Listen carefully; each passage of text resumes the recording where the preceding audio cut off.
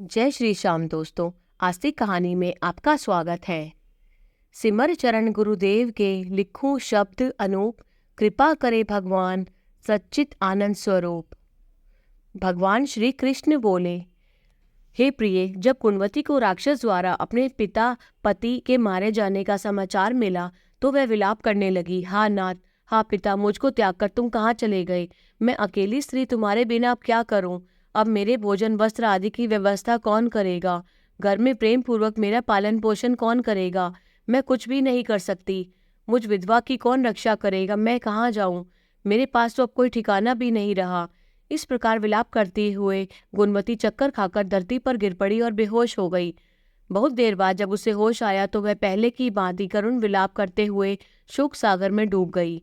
कुछ समय के पश्चात जब वह संभली तो उसे ध्यान आया कि पति पिता की मृत्यु के बाद मुझे कुछ अन्य क्रिया करनी चाहिए जिससे उनकी गति हो सके। इसलिए उसने अपने घर का सारा सामान बेच दिया और उससे प्राप्त धन से उसने अपने पिता और पति का श्राद्ध आदि कर्म किया। तत्पश्चात वह उसी नगर में रहते हुए आठों पहर भगवान विष्णु की भक्ति करने लगी। उसने मृत्यु पर्यंत तक नियम पूर्वक सभी एकादशियों का व्रत और कार्तिक महीने में उपवास एवं व्रत किए। हे प्रिय, एकादशी और कार्तिक व्रत मुझे बहुत प्रिय है। इनसे मुक्ति, भुक्ति, पुत्र तथा संपत्ति प्राप्त होती है। कार्तिक मास में जब तुला राशि पर सूर्य आता है तब ब्रह्म मुहूर्त में उठकर स्नान करने व व्रत व उपवास करने वाले मनुष्य मुझे बहुत प्रिय हैं, क्योंकि यदि उनके पाप भी किए हों तो भी स्नान व व्रत के प्रभाव से उन्हें मोक्ष प्राप्त हो जाता है। कार्तिक में स्नान, जागरण, दीपदान तथा तुलसी के पौधे की रक्षा करने वाले मनुष्य साक्षात भगवान विष्णु के समान है।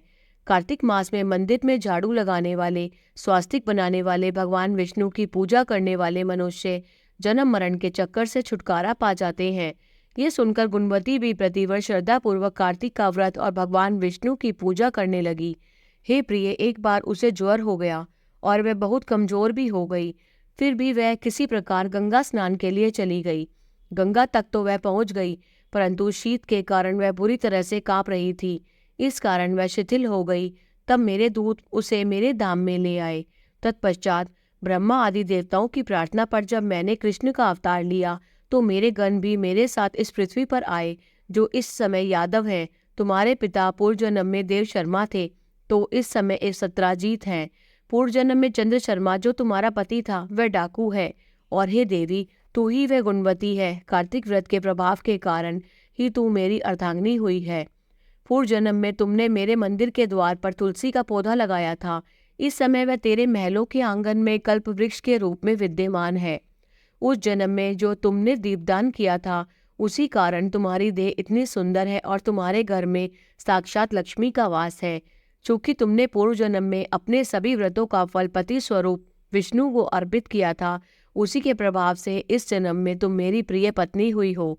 पूर्व जन्म में तुमने नियम पूर्वक जो कार्तिक मास का व्रत किया था उसी के कारण मेरा और तुम्हारा कभी वियोग नहीं होगा। इस प्रकार कार्तिक मास में व्रत आदि करने वाले मनुष्य मुझे तुम्हारे समान प्रिय हैं। दूसरे जप तप यज्ञ दान आदि करने से प्राप्त फल कार्तिक मास में किए गए व्रत के फल से बहुत थोड़ा होता है, अर्थात कार्तिक मास के व्रतों का 16वां भाग भी नहीं होता है। इस प्रकार सत्यभामा भगवान श्री कृष्ण के मुख से अपने पूर्व जन्म के पुण्य का प्रभाव सुनकर बहुत ही प्रसन्न हुई। बोलो श्री कृष्ण भगवान की जय।